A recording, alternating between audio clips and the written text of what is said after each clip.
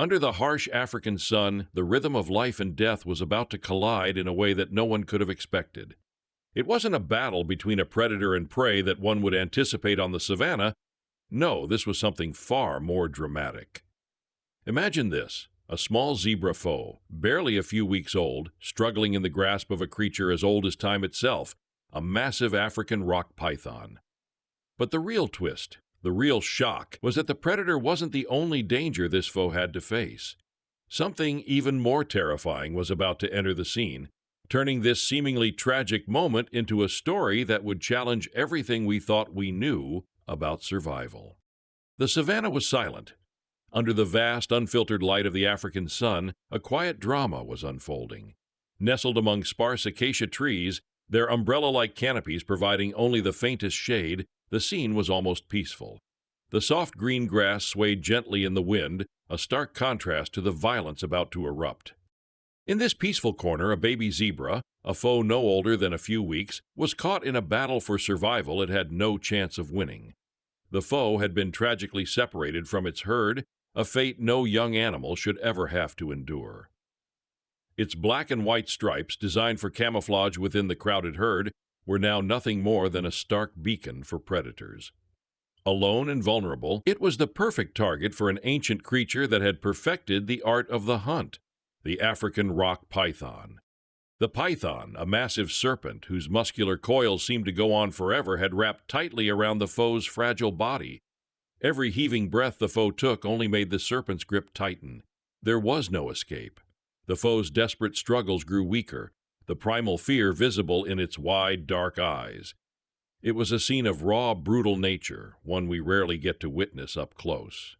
The python was not rushing its kill.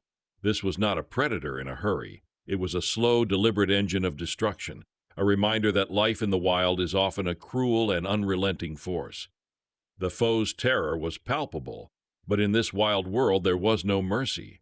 There was only the dance of life and death, and the savannah rarely afforded its creatures a moment to escape that fate. But just as the zebra foe's fight seemed all but over, an unexpected shift was about to take place. This was no ordinary day on the savannah.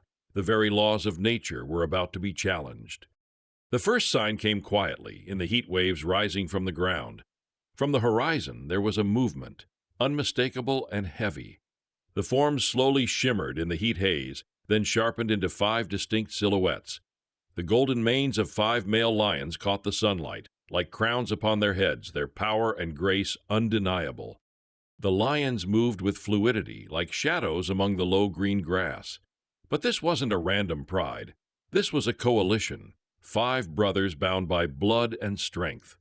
Male lion coalitions were rare, and they were the undisputed kings of the savannah. They controlled territories, fought fierce battles, and ensured the survival of their lineage. They didn't need to chase their prey, they simply commanded respect. As the lions approached the scene, Ranger Ethan, a veteran park ranger, watched through his binoculars. His heart sank.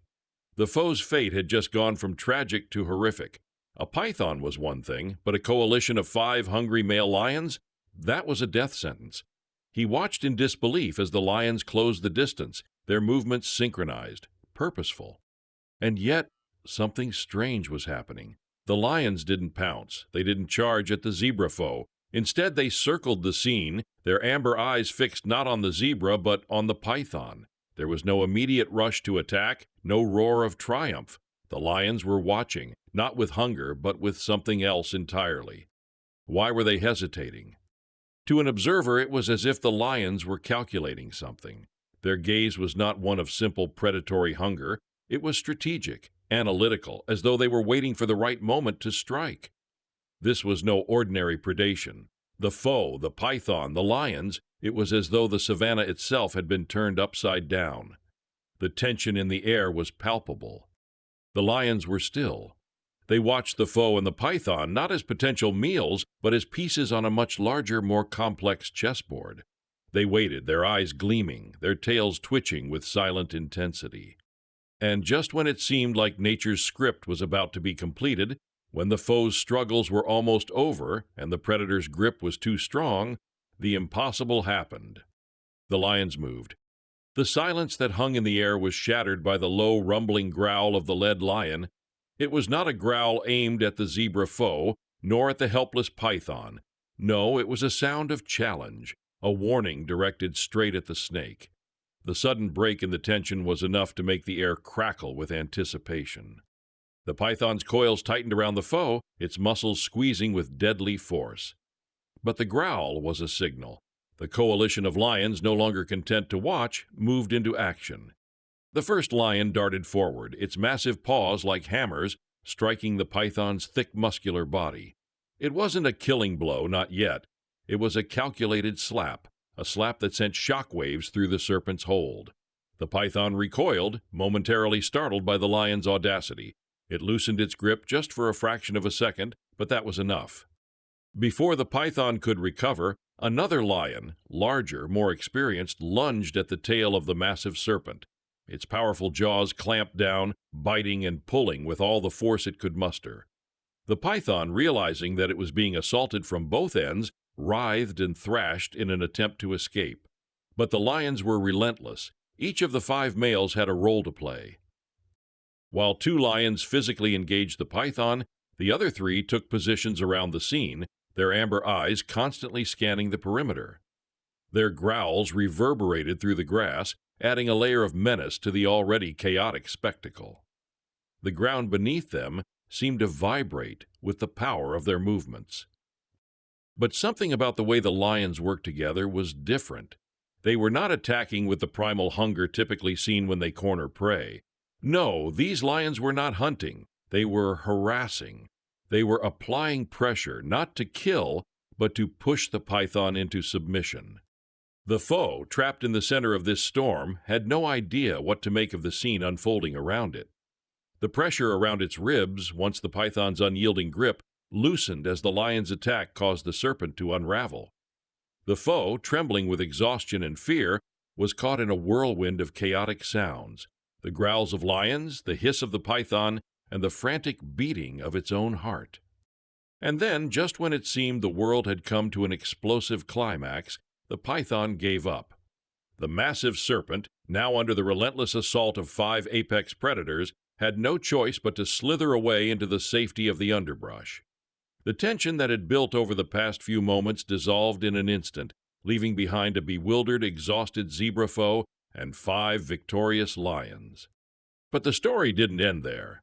The foe was left lying in the soft green grass, its body too weak to even stand, still trembling from the battle it had survived. This was the moment when the true nature of the lion's actions would become clear. The lions, having won the battle for the foe's life, did not pounce. They didn't rush in for the meal they had so easily claimed. Instead, they did something that defied all expectations.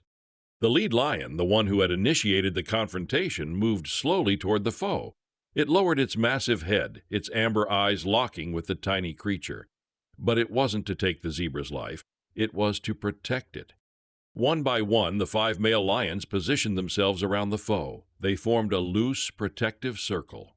Their immense bodies, usually a terrifying force of nature, now radiated calm. Their eyes, once filled with hunger, now glanced only occasionally at the foe, as though making sure it was safe. It was a strange, almost serene sight. The savannah's greatest predators, typically ruthless and unforgiving, had become silent sentinels, watching over the fragile foe. They didn't need to protect it. They could have easily claimed it as their own. But they didn't.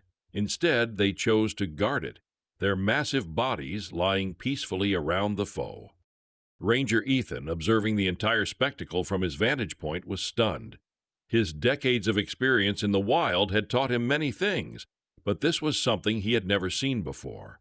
Lions, kings of the savannah, known for their dominance and insatiable hunger, were now watching over a creature that was normally their prey. The scene was inexplicable, yet undeniable. Ethan's thoughts raced. What had driven these lions to act in this way? It wasn't instinct. It wasn't a territorial display. The lions were not following any rule that was typical of their species. Something more profound was at play here. He watched as the lions continued to guard the zebra foe, their amber eyes constantly moving, surveying the surroundings. Minutes stretched into what seemed like hours. The sun began to dip lower in the sky, casting long shadows across the savannah. But the lions remained, their watchful eyes never straying far from the foe. And as the minutes turned into hours, it became clear that the foe would not survive without help. Ethan knew he had to act. He could not leave the foe alone with these predators. It was still a wild, unpredictable world, and the lion's calm behavior could change in an instant. But approaching them was no simple task. The sun was beginning to dip lower, casting an amber glow over the savannah. The air, thick with tension, now seemed impossibly still. The lions, despite their status as apex predators, had not claimed their prize. Instead, they had become something else entirely, protectors.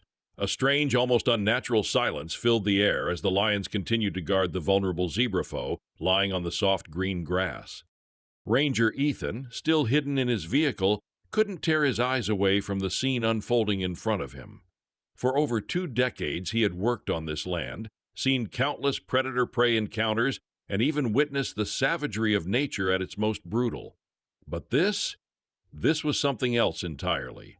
Lions, normally relentless and single-minded in their pursuit of prey, were now acting like silent guardians. He had never seen anything like it. He knew he had to do something. The foe, exhausted and weak, would not survive much longer without help. But approaching a coalition of 5 male lions was dangerous, to say the least. The very idea seemed absurd. But the unusual behavior of these lions, so calculated, so different, spurred Ethan to act. His vehicle rumbled quietly across the savannah, its engine muffled by the distance and the soft grass beneath the tires. The lions didn't immediately react to the approaching truck. Their amber eyes lifted slightly, noting his presence but offering no sign of aggression. They watched, their heads still low and relaxed, as Ethan drove closer.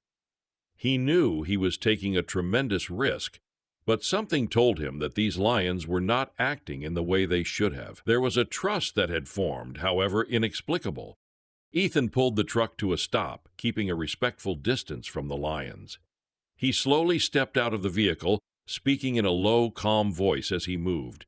His heart pounded in his chest, but he knew that his only chance of helping the foe was to remain as non-threatening as possible. The lions, however, seemed to sense this. They didn't growl. They didn't raise their hackles. They simply observed.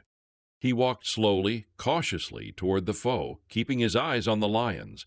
The lead lion stood up, its massive frame rising from the ground like a statue. For a moment, Ethan wondered if this was it, if the lions were about to attack him, seeing him as a threat. But instead, the lead lion did something unexpected. It gave one last lingering glance at the foe, then turned and led the coalition away. The other lions followed, their graceful forms slipping back into the tall savanna grass like shadows at dusk. The tension that had gripped the scene for so long began to dissipate. Ethan stood there, in complete disbelief, watching the lions melt away into the horizon. They had done something that defied every rule of nature, something that no one would have believed possible. They had spared the zebra foe. Ethan slowly approached the foe, his steps cautious but purposeful. The foe was trembling, its body covered in the deep marks of the python's coils. The scars were visible, but thankfully no bones seemed broken.